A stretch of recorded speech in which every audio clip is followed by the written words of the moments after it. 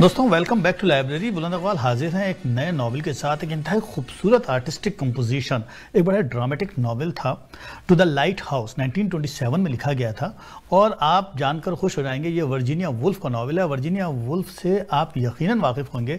20th century में जो modernism का दौर आया है लिटरेचर के अंदर, फ्रॉम रियलिज्म और नेचुरलिज्म से, उसकी पायनियर थी हमारी Virginia Woolf.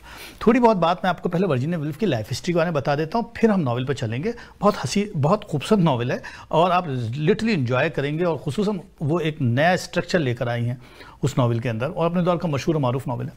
Anyway, Virginia Woolf जो है, उनका जो नाम था वो एडलिन वर्जीनिया स्टीफन था। वो 25 जनवरी 1882 में पैदा हुई थी और उनका ताल्लुक बड़ी आर्टिस्टिक फैमिली से था। उनके वालिद जो थे वो लेज़ली स्टीफन उनका नाम था। वो एक अखबार निकालते थे हाइड पार्क गेट न्यूज़ के नाम से। और उनकी वालदा जो थी वो बहुत ही खूबसूरत खातून थी, जूलिया जैक्सन स्टीफन। मॉडलिंग करती थी प्री रैफेल पेंटर्स की पेंटिंग के लिए। प्री रैफेल से समझ आइए आपके, रैफेल का मतलब है वो जो रेनेसांस के ज़माने के जो आर्टिस्ट थे, रैफेल, जिनकी आर्किटेक्चर, जिनका आर्ट सारे वेस्ट में इटली के आर्टिस्ट थे, आपको याद आ गया होगा उनका नाम। उससे कबल की जो पेंटिंग थी उसमें इनकी picture as a model use की जाती थी। एनीवे, अब थोड़ी सी बात ये कि इनकी फैमिली जो थी, ये 3 बहन भाई थे। मतलब ये कि इनके 2 भाई और थे। एक भाई का नाम थॉबी, एक का नाम एड्रियन, और बहन का नाम वेनिसा था। फैमिली बहुत ज़्यादा लिटरेरी बैकग्राउंड की थी, बहुत ज़्यादा जिसे कहते हैं कि आर्टिस्टिक फैमिली थी। इनके साथ ज़िंदगी में बड़े वाक़यात हुए वर्जीनिया वुल्फ के साथ। इनकी ज़िंदगी खासी ड्रामेटिक रही।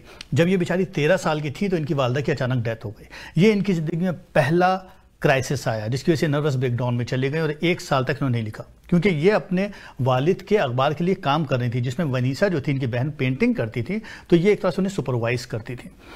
पहला ब्रेकडाउन आया तो उन्होंने 1 साल के लिए लिखना बंद कर दिया, ये जब वो 13 साल की थी। उसके बाद फिर कुछ अरसा गुजरा और तकरीबन 7 साल के बाद इनके वालिद की डेथ हुई 1904 में, 1904 में, जब 1907 में उनकी डेथ हुई। और उनकी डेथ के बाद इनका एक सेकंड क्राइसिस आया। तो ये 2 मुतवातर इनकी ज़िंदगी में क्राइसिस आया। दरमियान में इनकी एक स्टेप सिस्टर थी स्टीला डक्सवर्थ, उनकी भी डेथ हुई। तो यूँ इनकी ज़िंदगी में कुछ क्राइसिस ऐसे आए जो ख़ासे इनकी जो एक उमूमी तौर पर जो साइकोलॉजिकल साख थी उस पर उसने असर किया। और इन क्राइसिस की वजह से भी, और एक और वजह और भी थी कि वर्जीनिया वुल्फ जो है वो अपनी फैमिली के साथ, अपने वालिदैन के साथ समर वेकेशन के लिए एक जगह कॉर्नवेल जाया करती थी। कॉर्नवेल कोस्ट एक जगह थी, वहाँ जाया करती थी। और ये एक कंटिन्यूस एक इनकी ज़िंदगी का एक पार्ट था फैमिली का। नतीजा क्या हुआ कि ये जब बात हुई फैमिली में, यानी वालिद की डेथ हुई, वालदा की डेथ हुई, फिर स्टेप सिस्टर की डेथ हुई, तो उसके असरात इन पर इतने ज़्यादा पड़े कि इन्होंने बाज़ाब्ता 3 नावल जो लिखे, खुसूसन जैकब्स रूम जो इनका 1922 में नावल आया था, टू द लाइट हाउस जिसको आज हम डिस्कस करने वाले हैं 1927 में आया था, द वेव्स 1931 में आया था। ये तीनों नावल असल में इसी बैकग्राउंड में है। इसको ये कहती भी थी ये सेंट ईव्स ट्रायलॉजी है, यानी ये उसी पूरे पस मंज़र में है जो वालिदैन की डेथ की वजह से या फैमिली क्राइसिस की वजह से उनमें जो कुछ भी चेंज आया था और जिसको उन्होंने कैथारसिस के फॉर्म में लिखा था। अच्छा, इस दौरान कुछ और तब्दीलियां भी आई इनकी फैमिली में। इनकी बहन जो थी वेनिसा, उसकी शादी हो गई। इनका भाई थॉबी जो था उसका टाइफाइड हुआ, उसकी डेथ हो गई। तो यूं ज़िंदगी और आगे बढ़ी। और यूं वनीसा ने इससे कबल, शादी से कबल ही, इनको लेकर एक और जगह ब्लूम्सबरी चली गई थी। तो वहाँ ब्लूम्सबरी में ये दोनों बहन भाई रहने लगे, क्योंकि एक बहन और एक बहन की शादी हो गई, एक भाई की डेथ हो गई। अब सिर्फ ये 2 बहन भाई रह गए थे। तो ब्लूम्सबरी में जब ये रहे, अच्छा, ब्लूम्सबरी जो है वो लंदन की एक ऐसा कैपिटल सिटी है जो बड़ा ही आर्टिस्टिक सा इलाका है, बहुत ही लिटरेरी, जिसको हम कह सकते हैं it's a kind of city है। वहाँ पर इन्होंने ये खासे डेवलप हुए, वहाँ खासे ग्रो अप हुए, ये भी, इनके स्टेप सिस्टर ब्रदर्स भी। और यूँ इनकी शक्ल सामने आई, यानी खुसूसन 1906 में जब ये ग्रीस गई तो उन्होंने ख़ासतौर पर कहा लिटरेचर के हवाले से कि मैं लिखना चाहती हूँ आँखों से, मगर साथ ही अपने दिमाग को भी इस्तेमाल करना चाहती हूँ, और मैं जो कुछ भी मेरे इर्द गिर्द हो रहा है उसको मैं डिस्कवर करना चाहती हूँ। इस दौरान जब ये अपने वालिदैन के साथ भी थी, यानी उनकी वालिद की वफ़ात से पहले जब जो सिलसिले उनके थे राइटिंग के और अखबार के, इनके लिए ख़ासा इनको मौके मिलते रहे कि ये उस दौर के बड़े राइटर्स के साथ कांटेक्ट में रहीं और ख़ासा इनके लिए एक सिलसिला चलता रहा। मसलन हेनरी जेम्स का नाम आता है, जेम्स रसल लोवेल का और जॉर्ज मिरैट का, ये लोग जो है इनके घर आया करते थे। अच्छा, उसके बाद जब ये आगे दोनों बहन भाई जो है ब्लोम्सबरी आ गए और वहाँ पर इन्होंने बाज़ाब्ता एक लिटरेचर का ग्रुप बनाया और एक सिलसिला शुरू हुआ कि बाज़ाब्ता जिसे कहते हैं ना कि अदबी तरबियत शुरू हुई। 1907 से 1930 के दरमियान ये बाज़ाब्ता एक ब्लोम्सबरी ग्रुप बना और उस दौर के जो राइटर्स थे, जो स्कॉलर्स थे, जैसे लियोनार्ड वुल्फ हुए, जो बहरहाल लियोनार्ड वुल्फ से तो उनकी बाद में शादी भी हुई, लेकिन उस दौर के बड़े राइटर जैसे बर्नार्ड रसल हो गए या एन वाइटहेड हैं या जी.ई. मोर हैं, इनसे इनकी मुलाकातें भी हैं और यूँ ये पूरा का पूरा एक स्ट्रक्चर तैयार हुआ। इस दौरान इनकी बाज़ाब्ता अदबी तरबियत हुई, इन जनरल खूबसूरती के हवाले से, सच्चाई के हवाले से या फिर एक अखलाकियात के हवाले से और एक जो कन्वेंशनल थिंकिंग थी लिटरेचर की, उसके ऊपर इन्होंने बाज़ाब्ता क्रिटिकली लिखना शुरू किया। एक पूरा का पूरा एक चीज़ इस्टेब्लिश होती चली गई। इसी दौरान टी.एस. एलियट जैसे लोग भी इनके साथ शामिल हुए। अच्छा, लियोनार्ड वुल्फ का नाम मैंने बीच में लिया था। लियोनार्ड वुल्फ जो थे वो इनके दोस्तों में रहे, ये भी बड़े लिटरेरी आदमी थे, मगर इनका ताल्लुक ज़्यादातर एडमिनिस्ट्रेशन में था। ये इस दौरान फिर श्रीलंका चले गए, श्रीलंका में 7-8 साल रहे और उसके बाद जब ये वापस आए तो फिर उनको प्रपोज किया और यूँ इनकी शादी हुई उनसे। सारी ज़िंदगी ये लिखती रही, एक के बाद एक इनकी किताबें आई, यानी इन 3 नॉवलों के अलावा भी इनकी एक से बढ़कर एक किताब सामने आई। खुसूसन मिसेस डेलोवे बहुत ज़्यादा अपने दौर में उसने खासी मशहूर हुई।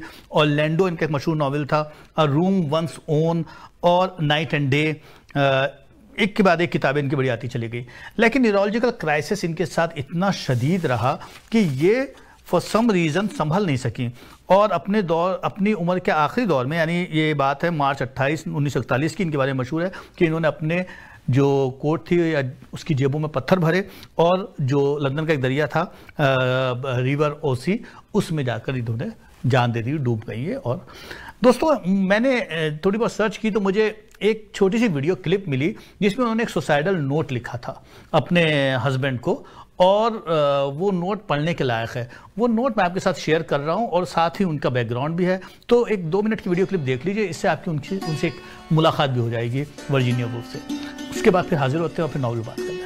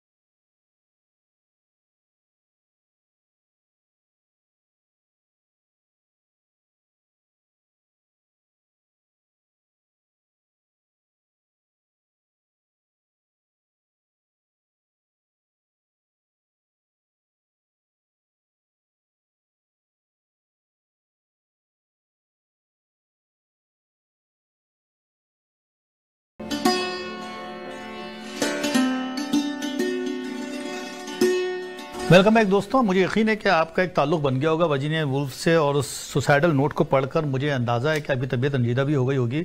मगर बहरहाल हम थोड़ा सा नॉवल पे चलते हैं और नॉवल के थोड़े से बैकग्राउंड को, उसे कॉन्टेक्स्ट को देख लेते हैं। 2-3 मेजर बातें हैं जो हमें नहीं भूलनी चाहिए। एक तो ये कि वो दौर जो था 19th सेंचुरी का शुरू हुआ, यानी मॉडर्निज्म के हवाले से हम याद रखें इस बात को। इन जनरल वेस्टर्न लिटरेचर की जब भी हम बात करते हैं तो हमें पता है कि ये सिलसिला अगर हम रेनेसांस के बाद से देखें, यानी रोमन एम्पायर को छोड़ देते हैं, रेनेसांस के बाद देखें तो न्यू क्लासिकल दौर हमें मिलता है।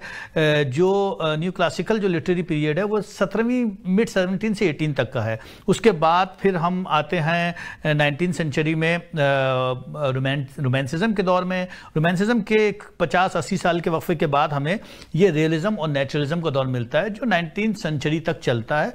20वीं सदी के आगाज में हमें मॉडर्निज्म मिलता है। उसके बाद फिर हम जो आज का दौर है वो पोस्ट मॉडर्निज्म का है जो वेस्टर्न लिटरेचर में हमें नजर आता है।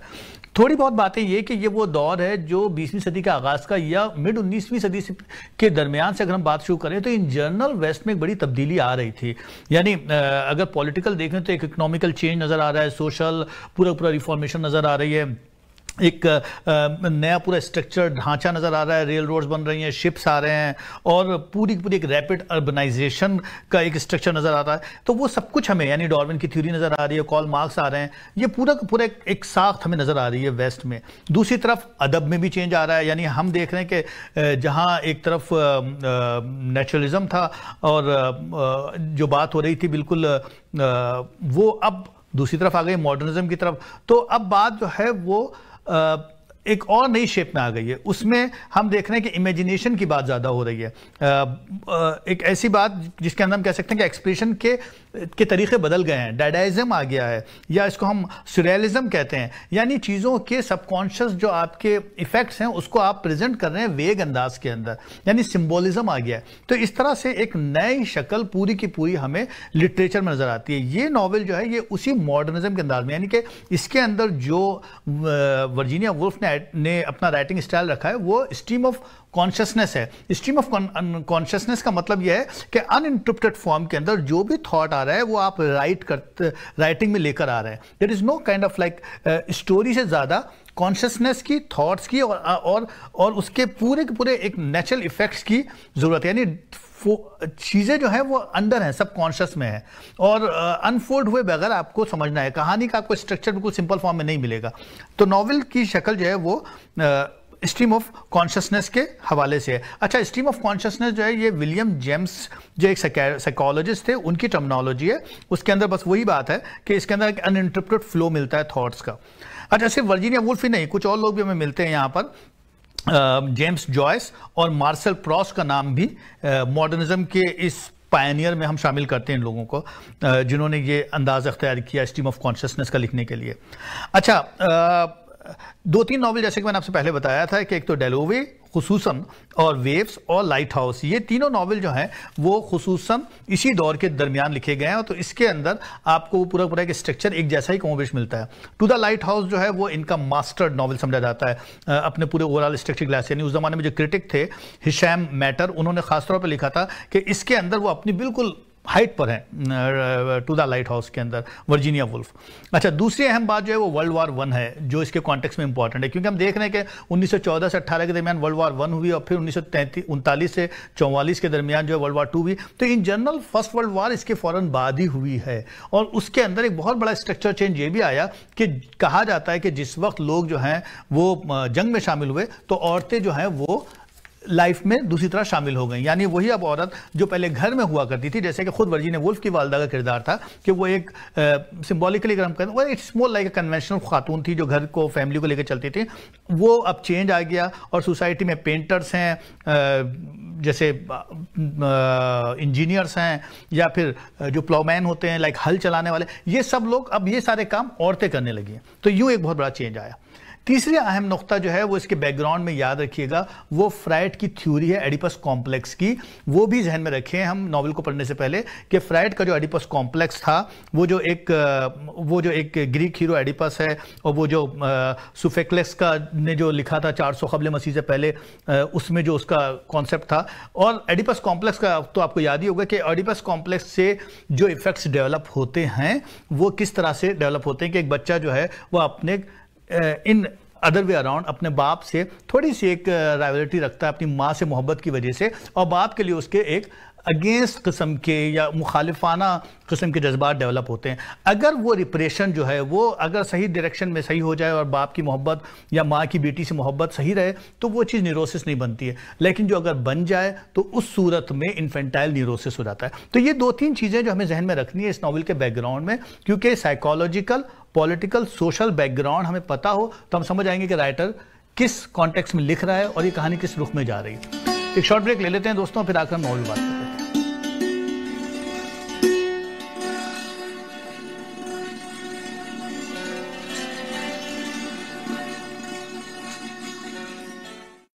वाजिद मलिक पेश करते हैं एक और शानदार project in the heart of Toronto, western village. Beautiful brand new homes with 2 bedrooms, 2 washrooms, minutes away from 401 York University and Yorkdale Mall. Exclusive brand new stainless steel home appliances included. Prices starting from only $719,900. Don't miss this wonderful opportunity. Call now 416-827-3333 or visit www.wajidmalik.com. Life is precious and health is the greatest gift. The best investment you can ever make is in your own health and life. Take steps now for your health and life concerns, which includes drug and dental insurance, travel insurance, critical illness, disability income insurance, and super visa insurance. We also provide life insurance, RESP, RRSP, and segregated funds. To make the informed decision, contact Babar Chughtai, your health benefit advisor at 416-816-9210. It's 416-816-9210. Are you looking for a different type of realtor? Meet Sohail Khan, broker owner of Century 21 Innovative Realty Inc. You don't need to know a lot about real estate, but you do need to know Sohail Khan, who knows a whole lot about real estate. He knows contracts, negotiations, research, he knows the market, and he really knows the area. When it comes to real estate buying or selling, Sohail Khan is a know-it-all. Get to know Sohail Khan. 416-822-0305 or at sohailkhan.ca. Experience excellence. Welcome to Soho's Fashion Studio, a wonderland of designer and bridal couture, where our in-house designers will design your dream dress and our fashion houses in Pakistan will create it. Find casual to luxury fabrics under one roof. Quality is our #1 priority. We are open Tuesday to Sunday, 12:30 to 7:30. Shipping internationally and within Canada is also available. Visit us at 2275 Britannia Road West, Mississauga, Unit 15. Or call us at 647-967-0351. If you are looking for a dedicated and honest real estate agent, then meet Wasif Khan, servicing the community for years in resale and pre-construction projects. Sell your property in top dollars with TV, radio, social media, and MLS marketing. We also help with mortgages. For all your real estate needs, contact me at 647-786-8765 or visit wasifkhan.ca. Team Farhan mortgage solutions आपकी खिदमत में पेश 15 साला तजर्बे के हामिल, आपकी जरूरियात और मर्जी के एन मुताबिक कारोबारी, रिहायशी, तामीराती और ज़रूरी मॉर्गेज सर्विसेज। हमारा कम तरीन mortgage rate. Team Farhan. Here at Team Farhan, we have mortgage solutions designed for you. Team Farhan को एक दफा खिदमत का जरूर मौका दीजिएगा, and this is my personal promise to you, you will not be disappointed. At Team Farhan, we have a mortgage solution designed for you. मजीद मालूमात के लिए 416-569-9294 या फिर विजिट कीजिए हमारी website www.teamfarhan.com। Air wings travel and tours north America की सबसे बाएतमाद और फास्टेस्ट एयर ट्रैवल सर्विसेज। 25 साल का तजर्बा लिए लातादाद अफोर्डेबल ट्रैवल डील्स के साथ excellence in customer services on just 1 phone call. ये है air wings travel and tours. For booking call now 1855-247-9464 और 905-272-2300। Air wings travel and tours.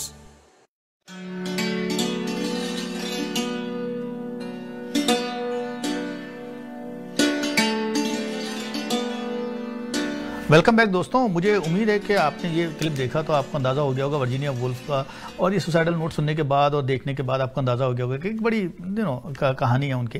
अब नॉवेल की बात कर लेते हैं। नॉवेल के हवाले से मैं बताता चलूँ कि नॉवेल इन जनरल 3 हिस्सों में डिवाइडेड है। मेजर द विंडो पहला हिस्सा है, दूसरा टाइम पासेस है, और तीसरा लाइट हाउस है। ओवरऑल नॉवेल 49 चैप्टर्स पर 42 चैप्टर पर मुश्तमिल है। पहला हिस्सा जो है उसमें 19 चैप्टर हैं, दूसरे में 10 और तीसरे में 13 चैप्टर हैं। अच्छा, थोड़ा सा आपको कैरेक्टर्स के बारे में बता देता हूँ ताकि थोड़ी सी एक बात हो जाए कि ये लाइट हाउस जो है ये इसमें 4-6 मेजर कैरेक्टर हैं, बाकी बहुत सारे कैरेक्टर हैं। मिस्टर एंड मिसेस रमसी इंपॉर्टेंट है। मिस्टर रमसी जो हैं वो एक मिडिल एज आदमी हैं, और उनका एक ख़ास कैरेक्टर ये है कि वो उन्होंने ज़िंदगी में शुरू में कोई बड़ा काम किया था अपने प्रोफेशन के लिहाज से, उसके बाद से उनको रिकग्निशन डेवलप नहीं हुई। इन जनरल वो बड़े जिसे कहते हैं ना टेम्पर्ड आदमी है, जल्दी नाराज़ हो जाते हैं, जल्दी गुस्से हो जाते हैं, चाइल्डिश हरकतें करते हैं, दरवाज़ा ज़ोर से बंद कर देंगे, चीखेंगे, चिल्लाएंगे। एक अटेंशन सीकिंग बिहेवियर है। बीवी से मोहब्बत करते हैं मगर बीवी से मुसलसल एक रीअश्योरेंस भी चाहते हैं। उनकी बीवी जो है वो मिसेस रैमसे मैं कहूँगा मेजर कैरेक्टर है। वो एक बहुत ही डिवोटेड वाइफ हैं, मदर हैं, हॉस्टेस हैं, बेनिफैक्टर हैं, सबसे मोहब्बत कर रही हैं, बच्चों का ख्याल कर रही हैं, शौहर का ख्याल कर रही हैं, सोसाइटी का, कम्युनिटी का ख्याल कर रही हैं, कोई बीमार है तो उसका ख्याल कर रही हैं। वो एक इंपॉर्टेंट कैरेक्टर है।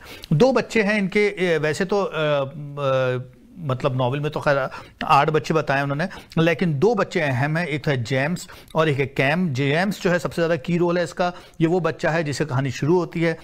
ये अपने बाप से, इसके अंदर एक जज्बा है जिसको हम कह सकते हैं कि वो बाप से ज़रा गुस्से में, नाराज़ है और बाप से कनेक्टेड नहीं है। ये वही जज्बा है कि वो अपनी माँ से बहुत क़रीब है, तो वो बाप से उसके अंदर एक राइवल्टी डेवलप हो गई है। वो समझता है कि बाप ने उसकी सबसे कीमती चीज़ उससे ले ली है। दूसरा जो कैरेक्टर है वो कैम का है। कैम जो है वो उसकी बेटी है, और वो एक टिपिकल बेटी है जो बड़ी रेबुलस सी है, जो टीनेजर है और माँ बाप के कंट्रोल में इस हद तक नहीं है और उनको फॉलो नहीं कर रही है, लेकिन एक फ्री विल कह सकते हैं उसे। इसके अलावा 2 और कैरेक्टर हैं, पॉल और मिंटा के।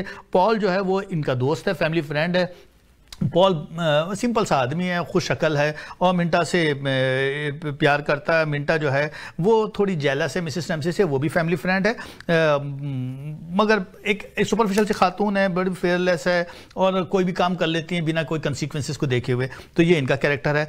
और सबसे अहम कैरेक्टर इसके अंदर लिली का है। लिली ब्रिस्को जो है वो एक आर्टिस्ट है, वो पेंटर है और वो तस्वीर बना रही है। ये भी फैमिली फ्रेंड है। ये 4-5 मेजर कैरेक्टर हैं। अब थोड़ा मैं आपको बता देता हूँ नॉवेल के हवाले से। कहानी बहुत सीधी सी है।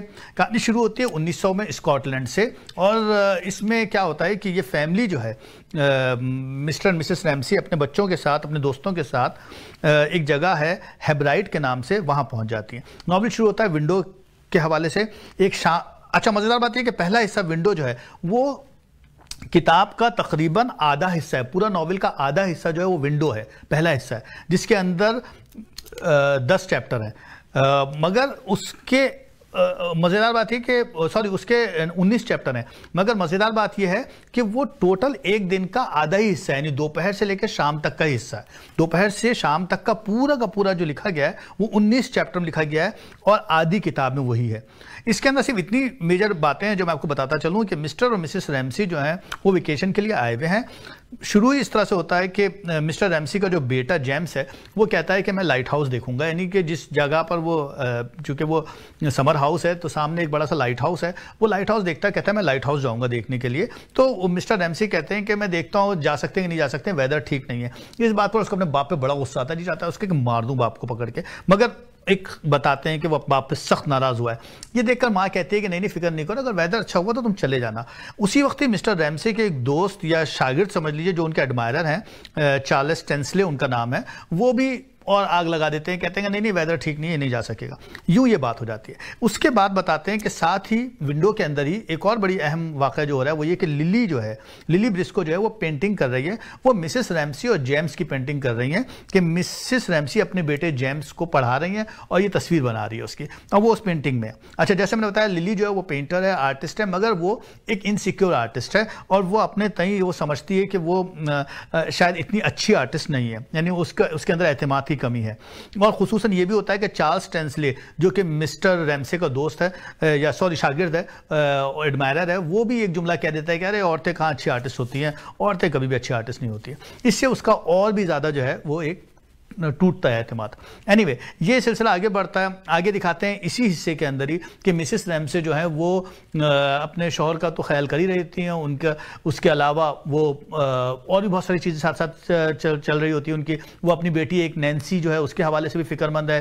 वो इसको कह रही है कि नैन्सी कहाँ गई हुई है। वो अपने जो मेंबर्स हैं, दोस्त वगैरह जो वहाँ पर हैं, खुसूसन मिंटा और पॉल जिसका मैंने बताया था, दो और जो आपस में एक दूसरे के साथ इंगेज हैं, एक दूसरे से प्यार करते हैं, उनके हवाले से सोच रही है कि कहीं वो मेरी बेटी उनके साथ तो नहीं चले गई है। ये मुसलसल उसके ख्यालात चल रहे हैं। फिर साथ ही साथ वो ये भी सोच रही है कि भाई ये जो ग्रीन हाउस है इसको रिपेयर कराना है मुझे। वो ये भी सोच रही है कि मैं किस तरह से अपनी कम्युनिटी का ख्याल रख सकती हूँ। वो ये भी सोच रही है कि मैं अपने बच्चों के लिए क्या कर रही हूँ। वो और भी बहुत सारी बातों में जो इसके जो ख्याल रखते हैं मेरे हाउस का, उसके बच्चे बीमार है उसके लिए मैं कुछ कर सकूँ। तो वो एक वक्त में कई एक चीज़ों के बारे में सोच भी रही है और फिर सब कुछ करते भी जा रही है। और साथ ही साथ आती है, फिर बैठ जाती है, फिर अपनी जो उसकी तस्वीर बना रही है लिली जो उसकी तस्वीर बना रही है उसमें पोज दे देती है कि वो पोज अच्छा बना रहे और तस्वीर बनती रहे, पेंटिंग होती रहे।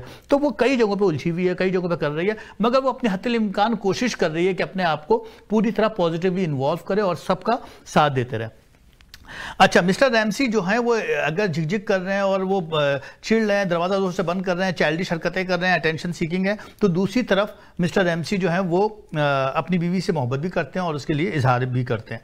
एनीवे, ये सिलसिला आगे तक जाता है और फिर बिलाखिर एक जगह वहाँ आकर रुक जाता है कि मिस्टर रैमसी जो है वो मिसेस रैमसी के साथ आहिस्ता आहिस्ता बातें करते रहते हैं और उसके साथ कुछ पढ़ते भी रहते हैं और अपनी मोहब्बत का इजहार करते हुए उसे एक नज़म भी सुनाते हैं। यूं ये आधा नॉवल चलता है स्लोली इस पूरे के पूरे सिर्फ दोपहर और शाम के अरसे में।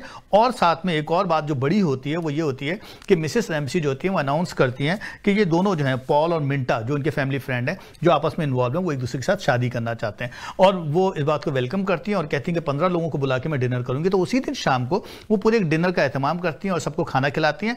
और डिनर के दौरान भी वो देखती है कि सब चीज़ें ठीक हैं कि नहीं है। और थोड़ी देर के लिए एक तरफ हटकर कभी कभी अपने आप को डिटैच भी कर लेती हैं और सोचती हैं कि ये जो कुछ मैं कर रही हूँ कितना उसमें इन्वॉल्व।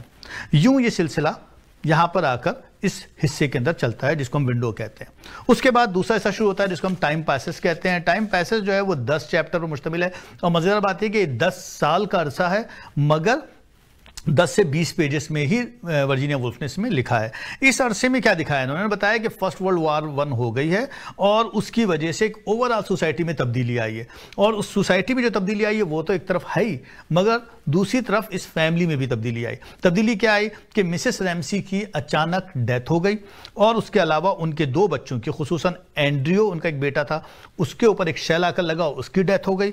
और उनकी एक बेटी थी, उसका नाम प्रू रैमसी था, वो प्रू रैमसी की शादी हुई, वो बच्चा वगैरह की डिलीवरी के दौरान उसकी भी डेथ हो गई। तो यूं फैमिली के 3 मेंबर्स की डेथ हो गई और फैमिली के अंदर एक बहुत बड़ा क्राइसिस आ गया। उसके बाद मिस्टर रैमसी को 10 साल के बाद ख्याल आया कि वो वापस लाइट हाउस की तरफ जाएं, यानी वो जो जहाँ पर वो समर हाउस जाते हैं वहाँ जाएं और वहाँ जाकर जो है वो एक बार फिर वक्त गुजारें। तो वो क्या करते हैं, वो फ़ोन करते हैं समर हाउस की जो उनकी जो कॉन्ट्रैक्टर होते हैं या जो उसकी रिपेयर में का ख्याल रखते हैं, उनका नाम उन्होंने बताया, मिसेस मैकनैप को फ़ोन करते हैं, कहते हैं उसको तैयार करें, फैमिली दोबारा वहाँ आ रही है। और यूँ फैमिली वापस आती है। इन 10-15 पेजेस के बाद, जिसमें पूरा 10 साल का अर्सा उन्होंने बताया है टाइम पासेस के अंदर, कमोबेश 10 चैप्टर्स के अंदर, उसके बाद तीसरा हिस्सा नॉवल का शुरू होता है जिसको हम लाइट हाउस कहते हैं। अब लाइट हाउस का सिलसिला शुरू होता है। मज़ेदार बात है कि ये हिस्सा जो है वो 13 चैप्टर पर मुश्तमिल है और इसमें सिर्फ और सिर्फ सुबह के चंद घंटे, और 13 चैप्टर तक वो सुबह के चंद घंटे चलते हैं। इसके अंदर उन्होंने बताया है कि साहब क्या होता है, वो घर तैयार हो जाता है, लिली ब्रोस जो होती हैं वो भी होती हैं, उस अब पूरे सब लोग शामिल होते हैं, जेम्स कैम यानी बेटा बेटी, मिस्टर लेस्ले ये, और साथ में मिस्टर रैमसे, और साथ में लिली भी होती है। और ये सब लोग जो हैं दोबारा से वहाँ जमा हो जाते हैं और दिखाते हैं कि मिस्टर रैमसी जो हैं वो थोड़े से एक्साइटेड हो रहे हैं, कह रहे हैं कि भाई तुम लोग देर हो रही है, वापस चलो, समर हाउस चलो, मैं जाना चाहता हूँ, लाइट हाउस देखना चाहता हूँ। मिस्टर रैमसी जो हैं वो देखते हैं कि ये जो लड़की है, ये जो लिली है, वो अपने ईसल के साथ जो है वो पेंटिंग कर रही है बाहर, और वो कहती है कि मैंने वो पेंटिंग आज से 10 साल पहले बनाई थी, मैं उसको मुकम्मल करना चाहती हूँ। तो मिस्टर रैमसी देखते हैं उसको, मुस्कुराते हैं और उसको सिंपैथी का इजहार करते हैं। फिर उसके बाद मिस्टर रैमसी जो है और जेम्स और कैम जो है वो बोट में बैठते हैं और लाइट हाउस की तरफ जाते हैं। रास्ते में इनके दरमियान एक बहस चलती है और उस बहस के दौरान कैम और जेम्स जो है वो मिस्टर लेस्ली के साथ थोड़ा अपने जज्बात का इजहार करते हैं, जिसके बदले में मिस्टर रैमसी कहते हैं जेम्स से कि तुम बहुत अच्छी बोट चलाने लगे हो, और उसके अप्रिशिएट करते हैं। और जेम्स जो है वो मिस्टर रैमसी के साथ जो उसका एक कॉन्फ्लिक्ट था वो रिजॉल्व हो जाता है। कैम जो लड़की है, जो बड़ी हो गई अब, वो भी इस बात को देख के खुश होती है कि जेम्स में यानी भाई में और उसके वालिद के दरमियान जो एक कॉन्फ्लिक्ट था वो रिजॉल्व हो गया। और नॉवेल के आखिरी हिस्से में बताते हैं कि लिली जो है वो तस्वीर पूरी मुकम्मल करती है और उस तस्वीर की तरफ देख कर सोचती है कि इसमें कौन सी चीज़ अधूरी थी, तो वो मिसेस रैमसी के हवाले से सोचती है और उस तस्वीर को में कुछ और चेंज लेकर आती है, जो मैं आपको थीम में बताऊंगा। एक दरख्त को लेकर आती है, उस दरख्त को बीच में ले आती है और तस्वीर के कलर को चेंज करती है और उसको एक ट्रायंगल बनाती है और इस तरह से कंपोजिशन उसकी चेंज करके उस तस्वीर को कंप्लीट करती है और वो उसके थारसे से निकल जाती है और यहाँ पर नावल ख़त्म हो जाता है। अब आप सोचेंगे कोई नावल हुआ, ये क्या नावल हुआ, यानी इतना तवील नावल और उसकी इतनी सी कहानी। ये नावल की दोस्तों इतनी ही कहानी है। अब इसके अंदर क्या है वो इम्पॉर्टेंट है। अब हम देखेंगे कि स्ट्रीम ऑफ कॉन्शियसनेस को के अंदाज में वर्जीनिया वुल्फ ने क्या लिखने की कोशिश की है, और ये तमाम चीज़ें जो है ऑफ कोर्स उसकी ज़िंदगी के रिफ्लेक्शंस को भी शो करती हैं, क्योंकि इसका ताल्लुक़ उसकी अपनी लाइफ से भी था और इसमें कहीं ना कहीं वो खुद भी मौजूद थी। तो दोस्तों नावल की कहानी इतनी ही। अब यूँ है कि अब ख़ास बात शुरू होती है सिंबल और थीम की, उस पर हम बात कर लेते हैं अगले सेगमेंट के अंदर, ताकि हमें पता चले कि वर्जीनिया वुल्फ का जो नावल इतना सादा सा नज़र आ रहा है, इसके अंदर क्या बात उन्होंने कही है। ये बहुत अहम हिस्सा है। साथ साथ रहिए, एक आते हैं शॉर्ट ब्रेक के बाद।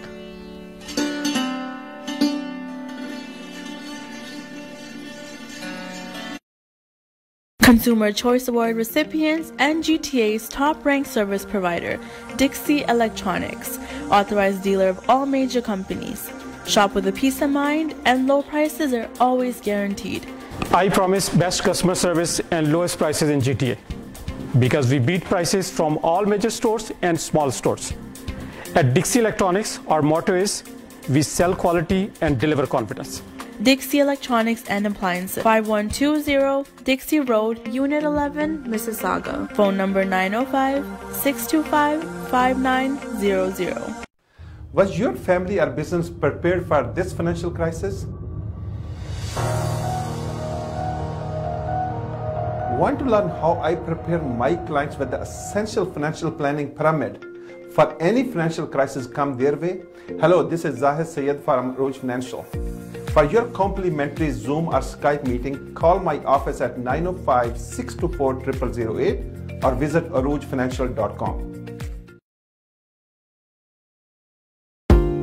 Buying or selling a residential or commercial property is one of the biggest financial decisions most people will make in their life.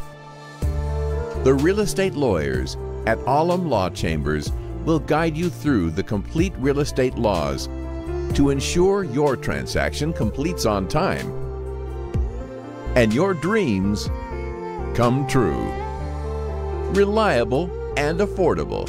Alam Law. If you are looking for a reliable, professional, and affordable travel agency in your town, then your search is over. Global Travel and Tours is your personal travel partner. Our dedicated staff at Mississauga, Jeddah, and Islamabad is always ready to make your trip hassle-free, memorable, and cost-effective. We will assist you with hotel reservations, the transportation, visa assistance, and travel insurance. We are the #1 pilgrimage specialist for Hajj, Umrah, as well as ziyarats to Iran and Iraq. Global Travel and Tours is a one-stop solution for your travel, immigration, and Forex needs.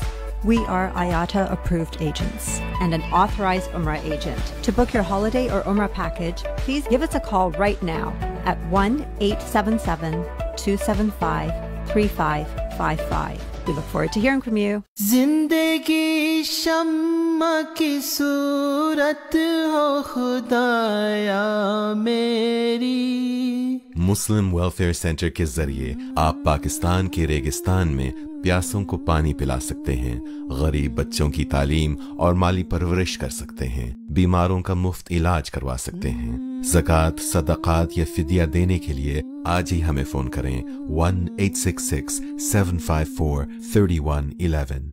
At Cityscape, this is how we say I love you. Ljubim te. मैं ਤੁਹਾਨੂੰ ਪਿਆਰ ਕਰਦਾ। Te iubesc. Je t'aime. मुझे तुमसे प्यार है। Ja tebe lublю. Te amo. 我爱你。 Cityscape. Come join Cityscape and fall in love.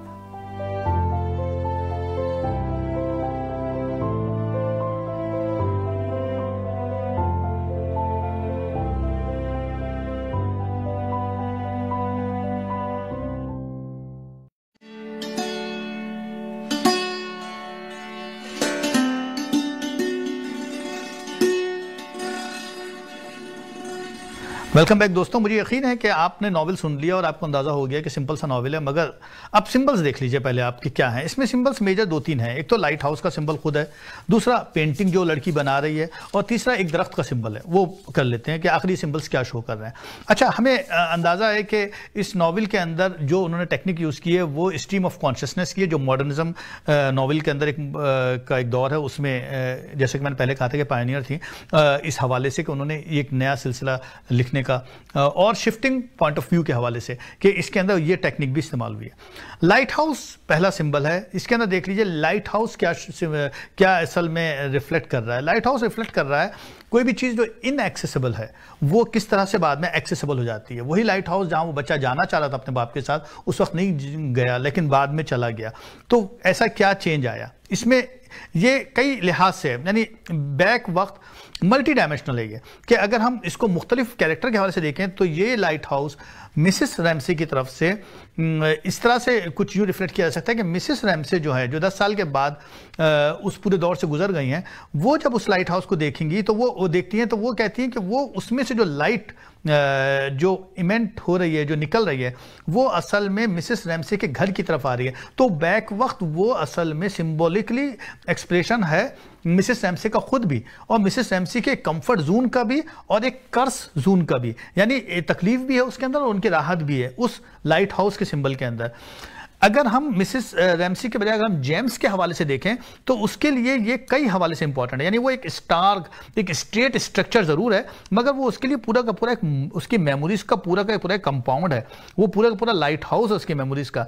वो उसके लिए आंखें खोलने का एक तस्वुर है कि किस तरह से वो एक समर हाउस उसके लिए एक नई चीज़ उसकी ज़िंदगी में लेकर आया है। वो एक पैशन है उसके लिए। वो जो लाइट हाउस है उससे उसको समझ में आया कि कोई भी चीज़ जो है वो अंडरस्टैंडिंग किस तरह से डेवलप करती है वक्त के साथ साथ। इसी तरह लिली के लिए भी जो पेंटर है, जो आर्टिस्ट है, उसके लिए एक अलग शक्ल है इसी लाइट हाउस की। वो उससे उस तस्वीर को जो पहले अधूरी थी लाइट हाउस के बैकग्राउंड में, उसको वो मुकम्मल करती है जब वो देखती है कि लाइट हाउस का जो सिंबॉलिक स्ट्रक्चर है वो किस तरह से अपनी तकमील पे पहुंचता है। बाप और बेटे के दरमियान जो एक तफरीक थी, जो उनके सबकॉन्शियस में जो थॉट्स थे वो किस तरह से रिजॉल्व होते हैं, और फिर वही लाइट हाउस सिंबल बन जाता है कि वो एक्सेसिबल हो जाता है। अच्छा, बिल्कुल इसी तरह पेंटिंग के अंदर हम चलें तो पेंटिंग भी कई लिहाज से सिंबॉलिक है। वो कैथारसिस का, अंडरस्टैंडिंग का, लिली के लिए जो पेंटर है उसके लिए सिंबल है। वो एक अलग अंदाज से लिली पर इफेक्ट कर रहा है कि लिली पेंटिंग के अंदर मिसेस रैमसे को पेंट कर रही है, और वो मिसेस रैमसे को पेंट कर रही है तो it's more like A for her. वो एक मिसेस रैमसे उसके लिए एक परिंदा है, एक बर्ड है जो फॉर स्पीड एक तरह का तस्वुर है उसके लिए, या फिर ये कह लीजिए कि एक एरो है फॉर डायरेक्शन, एक पर्टिकुलर रुख के लिए, या हम ये कह सकते हैं कि वो एक कमांड है उसके लिए कि वो बैक वक्त कई चीज़ों को एक्सप्रेस कर रही है। तो जब मिसेस रैमसे की तस्वीर वो बना रही है लिली, तो वो असल में एक पर्पल शेडो बनाती है, एक ट्रायंगल शेडो बनाती है, एक ऐसा तशबीह देती है जैसे कोई वेज है जो डार्कनेस से निकल रही है। उस शेडो को वो यूज़ कर रही है पेंटिंग के अंदर लिली मिसेस रैमसे के लिए। तो इस तरह से एक तस्वुर उसका क्रिएट कर रही है। ये एक बड़ी अजीब-ओ-गरीब बात है कि जब वो इस तस्वीर को शुरू में बनाती है तो उसके समझ में नहीं आता कि रैमसे को किस तरीके से, मिसेस रैमसे को किस तरीके से पेंट करे। लेकिन बाद में वो क्या करती है, वो मिसेस रैमसे को सिंबलाइज करने के लिए मजीद एक दरख्त बनाती है और उस दरख्त को खींचकर मिड में ले आती है। जब वो 10 साल के बाद आती है और वो कहती है कि मैं इस तस्वीर को मुकम्मल करना चाहती हूँ जो उनकी ज़िंदगी में अधूरी रह गई थी, अब मैं इसको मुकम्मल करना चाह रही हूँ, तो वो एक दरख्त की छवि बनाती है और उसको सेंटर में ले आती हैं। और यूँ वो समझती है कि वो मिसेस रैमसे के एसेंस को, उसकी इंपॉर्टेंस को पेंट करने में कामयाब हो गई। इसी तरह से और भी बहुत सारी बातें पेंटिंग के हवाले से अगर हम थोड़ा सा और आगे भी देखें तो हमें याद आ जाएगा कि ये जो लिली है ये बड़ी इंट्रोवर्टेड किस्म की पर्सनैलिटी है, और चार्ल्स टेंसली जब उसके ऊपर एक बहुत ही डेरोगेटरी किस्म का कमेंट देता है तो वो उसको फील करती है, लेकिन जब वो पेंटिंग कंप्लीट करती है तो इसका कैथारसिस कंप्लीट हो जाता है और वो एक लिहाज से समझती है कि नहीं, आर्टिस्ट जो है वो एक औरत एक बेहतरीन आर्टिस्ट हो सकती है, जैसे कि वो अपने आप को खुद समझती है कि मैं तकमील के मरहले में आ गई हूँ और मैंने उसको मुकम्मल कर लिया। तो यूं एक लिली जो है वो एक खास फासले से देखकर, यानी दरमियान में जो 10 साल का वफ़ा आया उस अरसे में देखकर वो अपने उस पूरे कैथारसिस के फिनोमेना से गुजर जाती है जब वो वापस आती है और मिसेस रैमसे के पूरी शेप को कंप्लीट कर लेती है और साथ में उस बच्चे को भी ले आती है। वो बच्चा जो जेम्स की तस्वीर बना रही थी, क्योंकि जेम्स माँ के करीब है, बाप से दूर है, तो वो कॉन्फ्लिक्ट को रिजॉल्व होना ज़रूरी था इस नॉवल के अंदर। जब वो कॉन्फ्लिक्ट रिजॉल्व हो जाता है तो बच्चे की तस्वीर मुकम्मल हो जाती है माँ के साथ। वो जो इन्फेंटाइल न्यूरोसिस की तरफ जा सकता था बच्चा, वो चीज़ रिजॉल्व हो गई। क्यों? इसलिए कि जब बाप और बेटा बोट के अंदर वापस आने लगे तो बाप ने बेटे को अप्रिशिएट किया, मोहब्बत का इजहार किया और वो कॉन्फ्लिक्ट ऑटोमेटिक रिजॉल्व हो गया। मैंने कहा ना कि कहानी आपको उस फॉर्म में नहीं मिलेगी, ये मॉडर्निज्म के दौर की कहानी है, तो इसमें आपको सबकॉन्शियस थॉट्स के अंदर कहानी नजर आएगी। तीसरा सिंबल जो है वो ट्री का है। ट्री का सिंबल इसलिए भी इंपॉर्टेंट है कि यूं तो पूरा समर हाउस दरख्तों से ढका हुआ है, यानी पियर्स जो होते हैं नाशपाती उसके ट्रीज हैं, लेकिन खुसूसन यहाँ पर जो उसने ट्री यूज़ किया या वैसे भी ट्री को जो यूज़ किया उसने उसका एज ए सिंबल यूज़ किया, लव के तौर पर, लाइफ के तौर पर, कनेक्शन के तौर पर यूज़ किया जो हमारी राइटर है उसने, और यूं एक शक्ल बनाई ट्री के हवाले से। तो ये पूरी की पूरी इमेजिनेशन हमको नज़र आती है कि किस तरह से एक मुश्किल किस्म की जो सिंबॉलिक एक्सप्रेशंस हैं, एक सबकॉन्शियस थॉट प्रोसेस है, उसको किस तरीके से सिंबलाइज करना और कैसे यूज़ करना है। अच्छा, अब थोड़ी सी बात दोस्तों हम थीम के हवाले से कर लेते हैं। थीम इसके अंदर सबसे बड़ा जो है वो लव एंड लॉस का है। लव एंड लॉस का क्यों है? इसलिए कि मिस्टर और मिसेस रैमसे जो है, हमें लव कई सूरतों में नजर आता है। मिस्टर और मिसेस रैमसे के दरमियान तो हमें वो लव नजर आता है जो कि एक मैरिटल लव होता है, या बिल्कुल ऐसे ही लव एंड लॉस हमें नजर आता है। या हम पहले लव की बात कर लेते हैं। जेम्स और मिस्टर रैमसे के दरमियान हमको लव नजर आता है जो बाप बेटे के दरमियान का फेमिलियल लव है, जो एक हेरिटरी लव है, लेकिन वो लव कई मराहिल से गुजरा है। इस दरमियान वो एक एडिपस कॉम्प्लेक्स के फिनोमेना से गुजरा और दोबारा से वो लॉस हुआ, वो लव दोबारा मिल गया। बिल्कुल ऐसे मिंटा और पॉल का लव है इसके अंदर। ये जो दो कैरेक्टर थे जो आपस में एक लस्टफुल लव है, एक आपस में एक दूसरे के लिए खुरबत है, वो लव भी नजर आता है। इसी तरह हमें इसमें मिस्टर रैमसे और मिसेस रैमसे के अलावा एक और भी है कि मिस्टर रैमसे के जो एक और दोस्त हैं वहां आते हैं, विलियम बैंकर, वो भी मिसेस रैमसे से मोहब्बत करते हैं मगर कभी जिंदगी में इजहार नहीं करते। वो बड़ा प्लेटोनिक किस्म का लव है। वो इस तरह से इजहार करते हैं कि वो कभी कभार मिस्टर रैमसे की जो एटीट्यूड है उसको तनकीद करते हैं, लेकिन इस तनकीद का मतलब क्या होता है? वो असल में मिसेस रैमसे को पसंद करते हैं। तो ये एक तरह का एक लव है। या बिल्कुल ऐसी लिली जो है वो कभी कभार पॉल के लिए अट्रैक्शन फील करती है। वो एक बहुत ही अनरिक्वेटेड किस्म का, बहुत ही इन्फेक्चुएशन जिसको हम कह सकते हैं, इस किस्म का लव है। तो कई तरह के लव आपको इस पूरे नॉवल में नजर आएंगे। और फिर उसके बाद जब हम नॉवल को जब इसके डेप्थ में जाते हैं तो हम देखते हैं कि किस तरीके से कैरेक्टर जो हैं वो अनफोल्ड होकर, यानी स्ट्रीम ऑफ कॉन्शियसनेस में रहकर या shifting of point of view के अंदर रहते हुए इजहार करते हैं। मुंह से बोलते नहीं है लेकिन एक्सप्रेशंस देते हैं। इससे अंदाजा हो जाता है कि किस तरीके से ये लव एंड लॉस का सिलसिला चलता रहता है इस नॉवल के अंदर। कई जगह पर आपको ये चीज़ें नजर आती है। मसलन मिस्टर रैमसे जो मिसेस रैमसे से उम्मीद करते हैं कि वो उसको अप्रिशिएट करेंगी, और मिसेस रैमसे चूंकि एक फैमिली वुमेन है तो वो इस तरह से इजहार नहीं करते हैं जिस तरह से करते हैं, बल्कि वो ये कहती हैं कि हाँ तुम सही कह रहे हो, वेदर अच्छा नहीं है, लाइट हाउस नहीं जा सकते, तुमने बेटे को सही कहा जेम्स को कि नहीं जा सकते, और इस तरह से अपने लव का इजहार कर दिया, उसको अप्रिशिएट करके, उसकी बात रख के। बिल्कुल ऐसे ही कहानी में कई और जगह पर भी हमको और तरह का भी लव नजर आता है। मसलन एक कैरेक्टर है ऑगस्टस का। ऑगस्टस जो है वो एक पोएट है, एक शायर है। वो इनका बेटा एंड्रियो का दोस्त है, उसको पसंद करता है। जब एंड्रियो की डेथ हो जाती है तो वो उसके ऊपर एक किताब लिख देता है शायरी की। अब वो लव वैसे तो कहीं इजहार नहीं हो रहा है, लेकिन शायरी की किताब में उसका इजहार हो गया, तो वो भी एक तरह का लव का इजहार है। तो यूं कई जगह आपको लव एंड लॉस का थीम इस पूरे नॉवल में जगह जगह मिलेगा। अच्छा, इंटरनल लाइफ बहुत इंपॉर्टेंट है, वो तो मैं पहले भी बात हो चुकी है कि स्ट्रीम ऑफ कॉन्शियसनेस के हवाले से बात हो रही है। शिफ्टिंग पॉइंट ऑफ व्यू का पूरा एक स्ट्रक्चर यूज किया गया है नॉवल के एक्सप्रेशन में, तो उसमें इंटरनल लाइफ आपको नजर आती है। वो इंटरनल लाइफ कई हवालों से नजर आती है। मिस्टर रैमसे के अंदर बहुत सारे इंटरनल कॉन्फ्लिक्ट्स हैं। वो पूरी तरह से ज़िंदगी को में रिकग्निशन हासिल नहीं कर सके, वो नहीं कर सके जो कर सकते थे। अपनी प्रोफेशनल लाइफ में उन्होंने कुछ कर लिया शुरू में, उसके बाद कभी भी उनकी बात नहीं बनी। तो उनके अंदर एक इंटरनल कॉन्फ्लिक्ट है। वो बाहर से तो अपने आप को फिलोसोफर शो करते हैं, मगर वो एक अटेंशन सीकिंग जो है वो वही इनसिक्योरिटी है जिसकी वजह से वो मुसलसल उसका इजहार करते रहते हैं और चाहते हैं कि उनकी बीवी रीएश्योर करती रहे। या बिल्कुल ऐसे ही इंटरनल लाइफ आपको खुद मिसेस रैमसी का नजर आता है। मिसेस रैमसी जो वैसे तो बहुत ही लविंग है, सब कुछ एक बहुत ही सिंपैथेटिक है, एक कॉम्पैशनेट है, बहुत ही बेनिफैक्टर टाइप की खातून है, बड़ी डिवोटेड मदर है, शौहर से प्यार करने वाली है, लेकिन अंदर से कैओटिक है। जब वो डिनर का बंदोबस्त करती हैं और जब सब चीज़ें लोग खा रहे होते हैं, जब वो सिलसिला चल रहा होता है जो दो कैरेक्टर जिनकी शादी जिनकी एंगेजमेंट के लिए, तो उस दौरान ये एक तरफ हट जाती हैं और डिटैच हो जाती हैं इस पूरे डिनर से और सोचती हैं कि क्या ये मैं ही हूं जो कर रही हूं, क्या ये मैं इसी काम के लिए हूं या मैं एक दूसरी औरत हूं, मेरे अंदर एक और औरत भी है। तो वो एक इंटरनल कॉन्फ्लिक्ट उनके अंदर भी मौजूद है। बिल्कुल ऐसे ही मिस्टर रैमसी और कैम के दरमियान जो कनेक्शन है वो भी हमें नजर आता है कि किस तरीके से मिस्टर रैमसी और कैम जो है उनके दरमियान एक इंटरनल कॉन्फ्लिक्ट चलता रहता है। कैम जो है वो अपने बाप की बात नहीं सुनती है या अपनी माँ की बात कभी कभी नहीं सुनती है। जो बेटी है वो कैम जो है अक्सर बात करती है और यहाँ पे वर्जीनिया वुल्फ ने कभी भी इजहार नहीं किया कि वो लड़ रही है, झगड़ रही है, मगर उसने बताया कि वो बात सुनती नहीं है। मिसेस रैमसी कहती है कि उसकी बात लगता है जैसे कहीं कुएं में चले गई है। इस तरह का उन्होंने एक एक्सप्रेशन दे दिया और बता दिया कि एक इंटरनल कॉन्फ्लिक्ट वहाँ पर भी हमको नजर आता है। मिस्टर रैमसी की इनसिक्योरिटी की बात भी हो गई।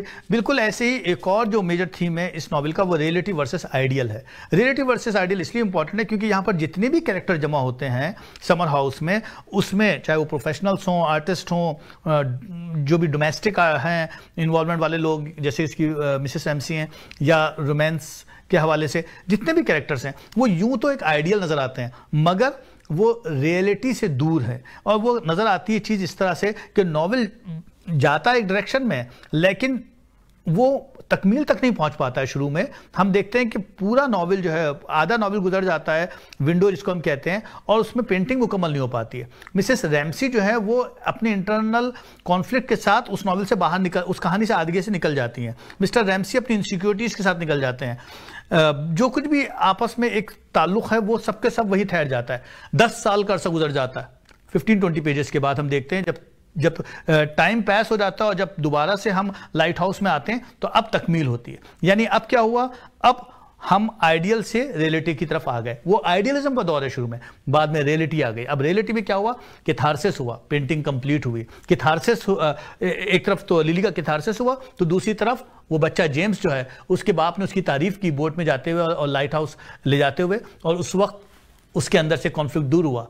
कैम ने भी मोहब्बत अपने बाप को देखा, जेम्स ने का बाप से ताल्लुक पैदा हो गया, तो वो सारे के सारे रिजोल्यूशन हो गई। वो जो एडिपस कॉम्प्लेक्स था वो रिजॉल्व हो गया, बाप बेटे के करीब आ गया। तो यूं एक आइडियल सिचुएशन जो थी, जो शुरू में थी, वो 10 साल के वक्फे के बाद एक रियल सिचुएशन में आ गई। तो ये नॉवेल एक अंडरलाइंग अनफोल्ड हुए वो गुजरता है। कहानी पढ़ने के बाद आपको लगता है कुछ भी नहीं है, लेकिन डीप डाउन इसके अंदर सारा स्ट्रक्चर ये है। जाने से पहले एक बात बताता चलूं कि चूंकि ये कहानी जो है ये इनकी अपनी ज़िंदगी के हवाले से इंपॉर्टेंट थी और इनकी अपनी ज़िंदगी को रिफ्लेक्ट कर रही थी, तो अक्सर और बेशतर हम सोचते हैं कि इसमें वर्जीनिया वुल्फ कहाँ है। तो दोस्तों वर्जीनिया वुल्फ जो मुझे समझ में आया वो ये कि वो लिली जो है वो वर्जीनिया वुल्फ है, और वो जो कहानी के अंदर जो मिसेस रैमसे है वो उसकी अपनी माँ का कैरेक्टर है, जो 13 साल की उम्र में जब वो छोटी थी तो उनकी डेथ हो गई थी, और वो चाहती थी कि वो जो अपने समर वेकेशन पे जाती थी तो उस हवाले से कहानी लिखें। और मिस्टर रैमसी का character I don't know how much it was reflecting her father, मगर अपनी वालदा के हवाले से ये इंपॉर्टेंट था क्योंकि वो अपनी वालदा के वक्त अपने फर्स्ट ब्रेकडाउन में गई थी और वो मुसलसल उनके बारे में ऑब्सेस्ड रहती थी, वो उन्हें नजर आती थी, उनकी आवाज़ें कानों में आती थी। वो एक साइकोलॉजी, इनके ज़्यादातर नॉवल जो है ना वो न्यूरोसिस के फॉर्म में रहे। ये वजह कि इनका आखिरी नॉवल जो था वो इनकम्प्लीट ही रहा और फिर उन्होंने खुदकशी कर ली, लेकिन वो एक सबकॉन्शियस स्टेटस में ही रही हमेशा से। तो ये बड़ा एक प्रोसेस का नॉवल है, एक बहुत ही लिटरेचर से जिसे कहते हैं ना कि एक अपनी पूरी एक स्टेटस के ऊपर है। इस बड़ा अनफोल्ड करना पड़ता है, तब कहीं जाके समझ में आता है कि ये वर्जीनिया वुल्फ कहना क्या चाह रही है। दोस्तों मेरा ख्याल है कि इसको यहाँ तक रखते हैं। मैं समझ सकता हूँ कि आपने सोचा होगा कि एक अलग ही चीज़ हमने आज पढ़ ली लाइब्रेरी में, मगर मैं समझता हूँ कि एक ख्याल भी आ गया होगा कि मॉडर्निज्म के दौर में किस किस्म के नॉवल लिखे गए और कैसे तजुर्बात हुए। अब मेरा ख्याल आप मुझे इजाज़त दीजिए, मैं फिर हाजिर होऊंगा किसी नई किताब के साथ। ख्याल रखिए।